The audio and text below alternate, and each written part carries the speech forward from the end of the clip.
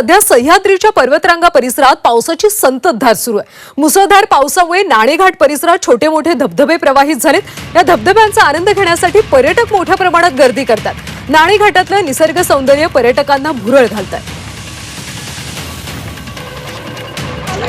तर नाणेघाटमध्ये अनेक धबधबे प्रवाहित झालेले आहेत आणि याचाच आनंद घेण्यासाठी पर्यटक सुद्धा मोठ्या प्रमाणात गर्दी करत असल्याचं पाहायला मिळतं। आणि याचाच आढावा घेतला आमचे प्रतिनिधी हेमंत चापुडे यांनी।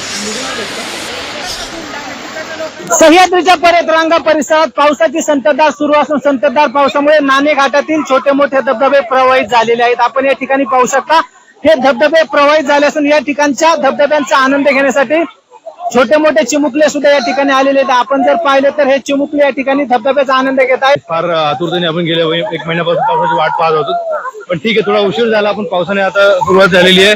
आम्ही थोडं सुरक्षिततेची हमी घेऊन थोडंसं आम्ही इथे एन्जॉयमेंट चालू आहे। आम्ही मुंबईवरून आलो, खूप छान वाटत आहे।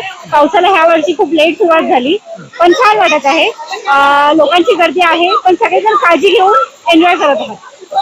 नक्की सध्या पावसाळा सुरू झाला असून सुरक्षित पर्यटनाचा आनंद घेताना या ठिकाणी आपल्याला पर्यटक पाहायला मिळत आहेत। हेमंत चापुडे, झी मीडिया, नाणेघाट, पुणे।